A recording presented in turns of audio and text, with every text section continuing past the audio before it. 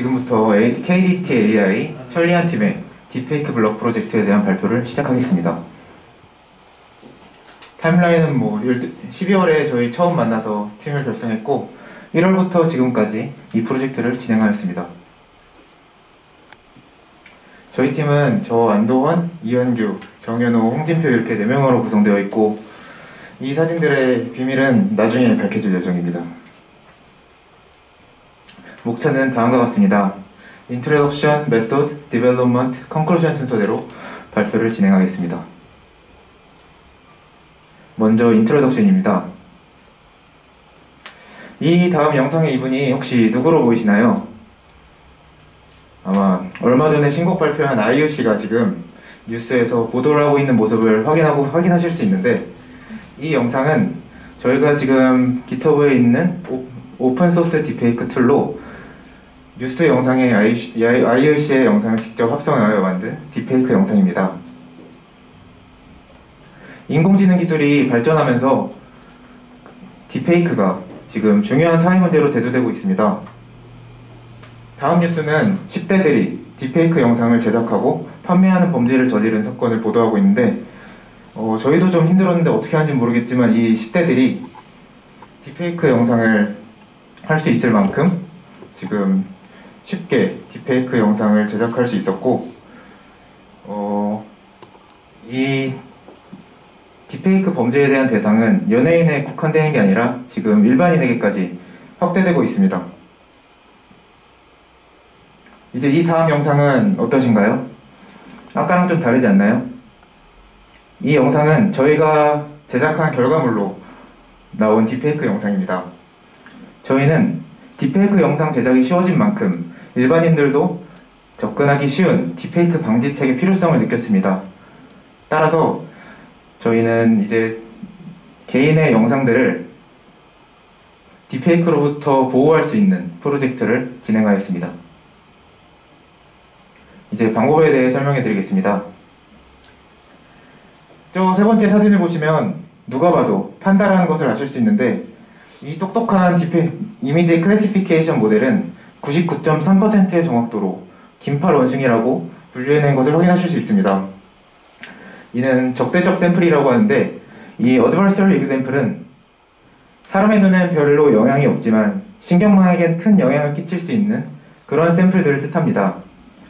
저희는 이러한 방법들을 사람의 얼굴에 적용할 수 있다면 딥페이크 제작을 방해하는 것도 가능하지 않을까라는 것에서 이 아이디어를 시작하게 되었습니다.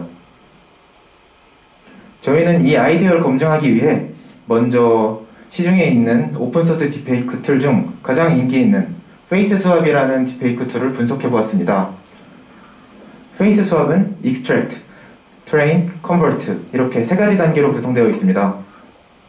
Extract에서는 먼저 얼굴을 추출하고, Train에서는 그 추출한 얼굴을 바꿔주는 과정을 학습하고, 최종적으로 Convert에서는 실제로 얼굴을 바꾼 영상을 제작하는 과정이 진행됩니다. 저희는 이 3과정 중 Extract의 과정, 그 중에 또 하나인 Face Detecting 모델을 공격하는 것을 목표로 정했습니다. 오브젝트 디텍팅의 모델은 굉장히 많은데 저희는 그중 지금 리얼타임 오브젝트 디텍터로 가장 널리 사용되고 있는 YOLO V3를 선택하였습니다. 그래프를 보시면 다른 모델들에 비해 월등히 빠른 속도를 가지고 있는 것을 확인하실 수 있습니다. 그 다음에 저희는 이제 이 어드버서리 어택을 어떻게 하는 건지 그 방법에 대해 조사를 해보았는데, 일단 가장 대표적인 어드버서리 어택 기법은 PGD와 FGSM이라는 방법이었습니다.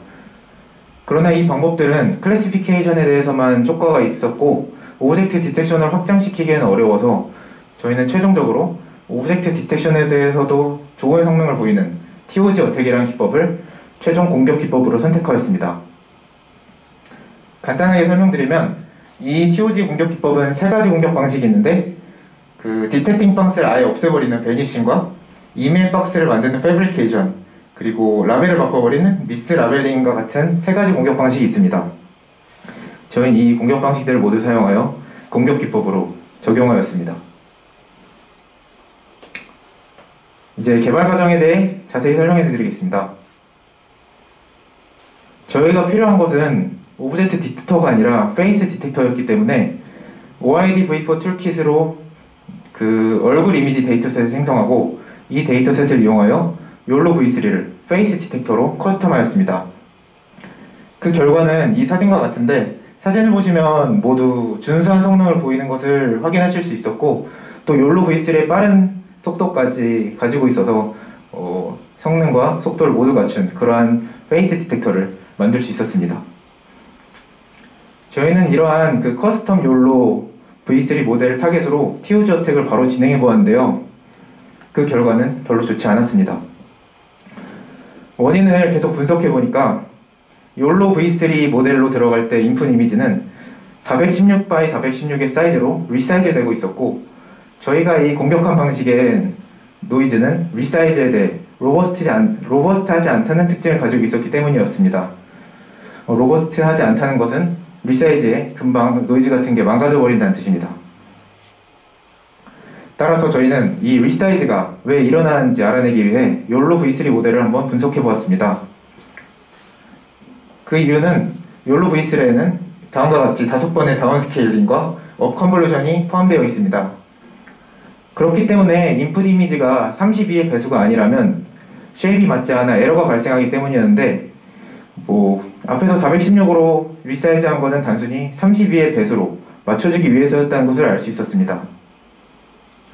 따라서 저희는 이 리사이즈가 일어나면 노이즈가 사라져버리기 때문에 리사이즈 없이 이 이미지들을 처리하기 위해 다음과 같은 두 가지 아이디어를 한번 실험해 보았습니다.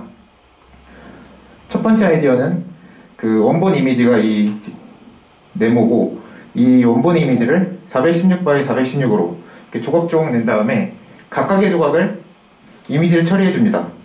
그 후 그 조각들을 다시 합쳐서 원본 이미지를 같은 크기로 만들어주는 방식입니다.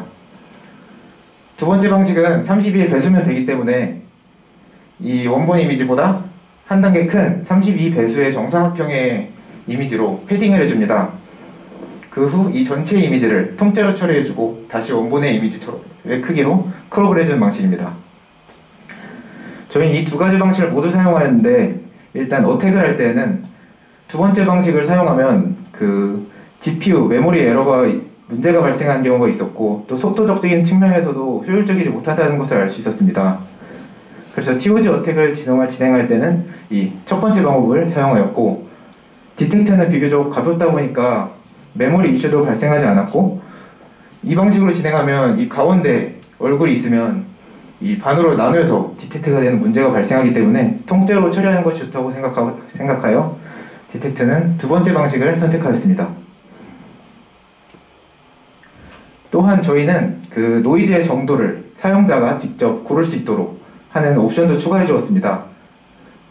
그러기 위해서는 특정 노이즈에서의 최적의 파라미터를 알아야 할 필요가 있었는데요.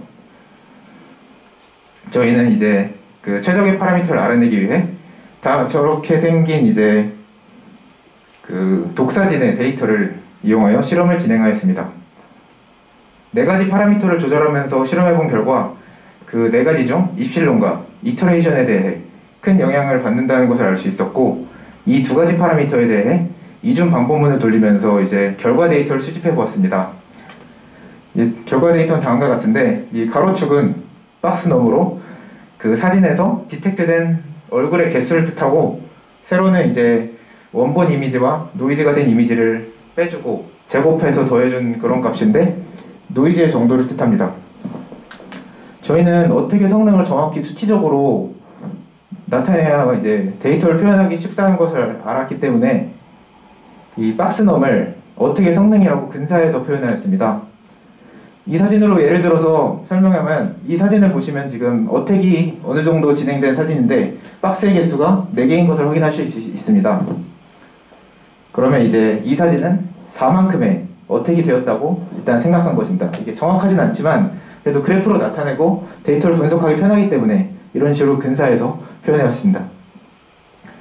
그래서 그래프를 보시면 일단 이 박스넘과 노이즈가 대충 비례하는 경향을 띠고 있는 것을 확인할 수 있습니다. 이는 노이즈가 많아질수록 어택의 성능이 좋아지는 경향이 있다는 것이니까 당연한 결과라고 생각했습니다. 하지만 이 그래프를 자세히 보시면 저희가 성능이라고 판단한 동일한 박스넘에서도 이 노이즈의 범위가 매우 넓게 틀리다는 것을 알 수 있었습니다. 저희는 이제 동일한 성능이라면 최고로 낮은 노이즈의 사진을 사용자에게 제공해야 된다고 생각했기 때문에 이 다음 원과 같은 범위에 박스넘별로 하위 5개의 파라미터를 일단 뽑아서 한번 분석을 해보았습니다. 그 결과 파라미터들이 이제 유사한 분포를 띠고 있는 걸 확인할 수 있었고, 이제 그 파라미터들을 적당히 노이즈별로 나누고 그걸 이제 적절히 선택해서 5단계로 나눈 다음에 사용자들이 이제 노이즈를 선택할 수 있도록 하였습니다. 이제 저희가 선택한 최종 파라미터는 다음과 같고, 이렇게 노이즈의 레벨 5개별로 저 오른쪽에 입실론과 이터레이션에 대한 파라미터를 설정하였습니다. 이제 저희는 본격적으로 개발 작업에 들어가게 되었는데, 가장 먼저 한 것은 어택 과정을 처리해 줄 수 있는 API를 제작하는 것이었습니다. 그 장고를 이용해 제작하였으며 3가지 기능을 포함하고 있습니다. 첫 번째 기능은 크롭으로, 먼저 인풋으로 크롭할 위치 XYWH의 정보와 노이즈의 세기 N, 그리고 이미지를 입력받습니다. 그리고 결과로는 그 크롭한 부분의 이미지만 노이즈를 가하고 다시 원본의 이미지 합성하여 그 나온 결과로 리턴해줍니다. 두 번째 기능은 디텍트입니다. 디텍트는 이미지를 입력받으면 그 저희가 커스텀한 욜로 모델을 이용하여 디텍팅 박스를 추가하고 그 결과를 리턴해줍니다. 마지막은 포스트입니다. 포스트는 간단하게 그냥 이미지를 넣어주면 전체 이미지를 넣어주고 다시 그 결과를 리턴해줍니다. 저희는 이 배포한 API를 이용하여 웹 애플리케이션을 제작하였습니다. 이 웹 애플리케이션의 동작 과정은 시연을 통해 직접 보여드리겠습니다.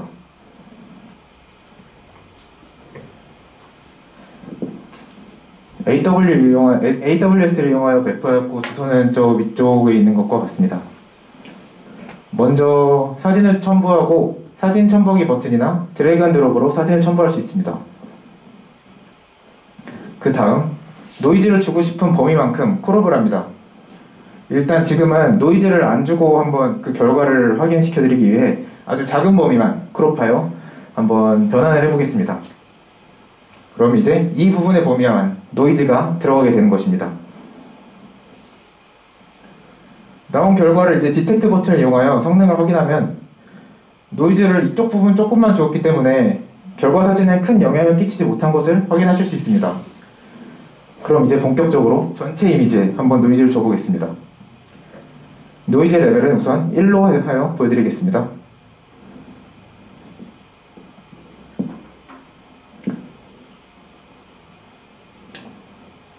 이제 결과가 나왔는데 지금 육안으로 보기에는 거의 원본 이미지와 차이가 없는 결과가 나왔습니다. 이제 여기서 디텍트 버튼을 눌러보면 뭐 성능이 그렇게 좋다고 말할 수는 없지만 그래도 어느 정도 어택의 효과가 들어간 걸 확인하실 수 있습니다. 그럼 이번엔 5단계 노이즈로 한번 노이즈를 줘보겠습니다.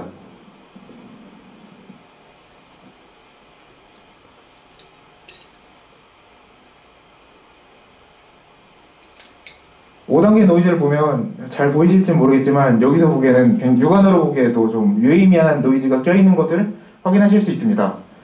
하지만 디텍트 버튼을 눌러보면 다음과 같이 굉장히 성능이 좋은 어택을 한 것을 확인하실 수 있습니다.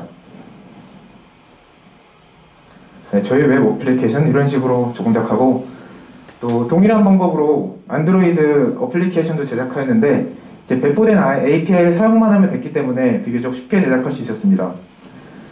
그래서 안드로이드 애플리케이션의 동작 과정은 다음과 같습니다.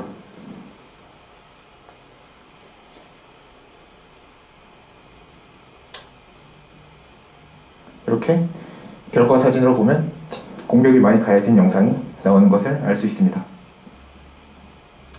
저희가 사용한 툴에 대해서 간략히 설명드리면 어드바이서리 어택 부분은 텐서플로우를 이용하였고, API는 장고, 웹앱과 안드로이드 앱은 각각 장고와 안드로이드 스튜디오를 이용하여 제작하였습니다.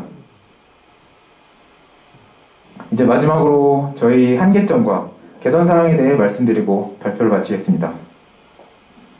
먼저 한계점은 굉장히 이제 큰 문제인데, 저희가 공격한 모델과 정확히 같아야 한다는 점이 있습니다. 그리고 파라미터도 역시 동일해야 합니다. 그렇지 않으면 어떻게 성능이 잘 나타나지 않습니다. 또 두 번째는 아까도 말씀드렸었는데 리사이즈를 해버린 것만으로도 단순히 어떻게 성능을 없애버릴 수 있다는 치명적인 단점이 있습니다. 하지만 이 부분은 저희가 조사해본 결과 지금 모델과 리사이즈에 대해 로버스트한 공격 기법이 활발히 연구 중이라고 알고 있습니다.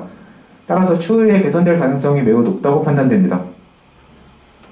개선되는 사항으로는 저희가 또 실패한 방법이 있었는데 섀도우 어택이라고 이제 그 노이즈를 그림자처럼 줘서 별로 노이즈가 있는지 없는지 티가 안 나게 공격을 해주는 방법이 있어서 이거를 저희 방법에 한번 적용시켜 보았는데 실패를 했습니다. 하지만 이러한 방법과 같이 이제 다양한 공격 기법들을 조사해 보면 지금보다 더 이미지의 퀄리티를 높일 수 있다고 생각합니다. 또한 동영상이나 여러 이미지를 한 번에 처리해주는 기능까지 추가하면 사용자의 편의성도 높일 수 있을 거라고 판단됩니다. 이상으로 딥페이크 블럭 발표를 마치겠습니다.